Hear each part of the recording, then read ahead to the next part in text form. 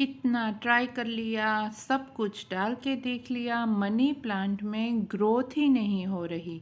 यानी कि money plant बड़ा तो छोड़ो, उसमें एक नया पत्ता भी नहीं आ रहा और जो पुराने पत्ते हैं वो भी सारे पीले हो गए हैं। तो हमें ऐसा क्या करना चाहिए मनी प्लांट में जिससे हमारा मनी प्लांट इस तरह पत्तों से भरा रहे और हरियाली देता रहे।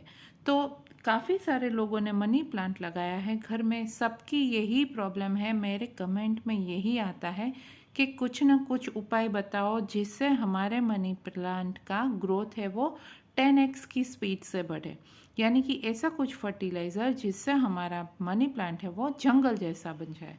तो सबसे पहले ये मेरा जंगल देखिए, सॉरी, ये मेरा मनी प्लांट देखिए, ये कॉर्नर में लगा है।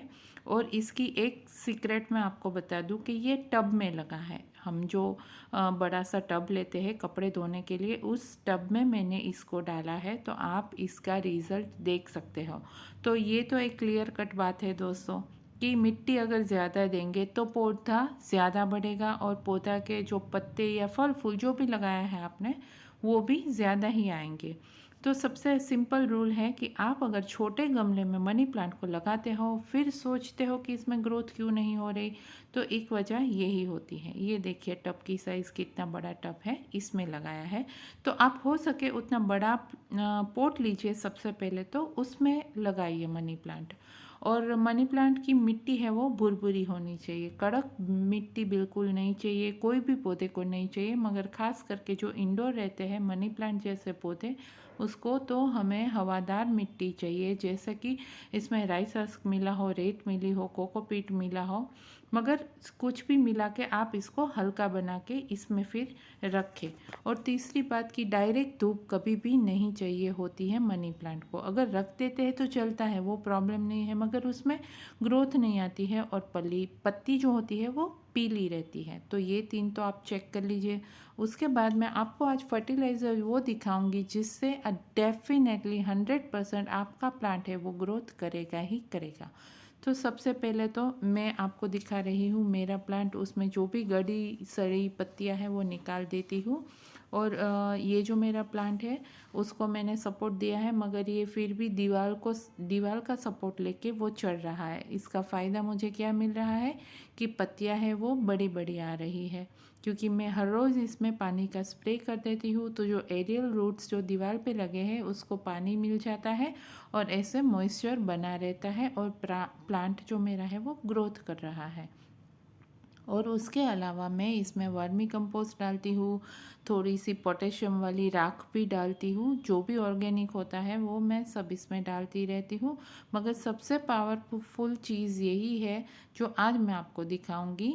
इसको डालने से आपके जो प्लांट है उसमें आपको नोटिसेबल ग्रोथ दिखेगा। तो ये क्या फर्टिलाइज़र है दोस्तों? ये है चावल जो हम धोते हैं उसका जो पानी निकलता है वो पानी है ये। इसको डेफिनेटली आप फेंक देते हैं होंगे, मगर अब से फेंकना मत। ये हमारे मनी प्लांट का सबसे बेस्ट लिक्विड फर्टिलाइज़र है। इसको कैसे यूज़ करना है, इसको रख देना है हमें एक दिन के लिए, फिर इसको डाइल्यूट करके हमें देना है। और देखिए जहाँ पे दीवार है वहाँ पे ये ब्रांच दीवार के पास है, तो इसमें काफ़ी सारी एरियल रूट्स लगी हुई है। और ये फर्टिलाइज़र मैं डाइल्यूट करूँगी थोड़े से नॉर्मल पानी में, यानी कि 1:3 रेशो में मैं सब कुछ जो लिक्विड फर्टिलाइज़र बनाती हूँ वो ऐसे ही मिक्स करती हूँ। और देखिए अच्छी तरह से मैंने पौधे में दे दिया है। अब क्या होगा कि आपको देना कब है, जब अगले दिन मिट्टी आपकी गीली हो, यानी कि अगले दिन पानी दिया है और दूसरे दिन कोई भी फर्टिलाइज़र आप देंगे तो पौधा अच्छे से एब्जॉर्ब कर पाएगा।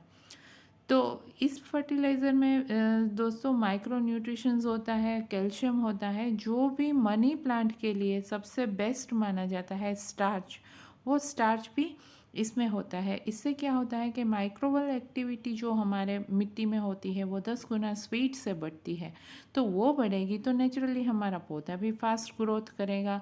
तो बेस्ट है ना कि अगर इसे फेंकने के बजाय हम हमारे मनी प्लांट में देते हैं तो इसका खाना भी बन जाता है, हमें वेस्ट भी नहीं होता, हमारे घर से भी वेस्ट नहीं निकलता और हमारी मिट्टी भी ऑर्गेनिक रहती है। तो हुए ना काफ़ी सारे फ़ायदे। तो बस दोस्तों इतना ही करना है मनी प्लांट में और आप देखेंगे और मुझे कमेंट ज़रूर कीजिएगा अगर आपको कुछ फ़ायदा मिला है तो।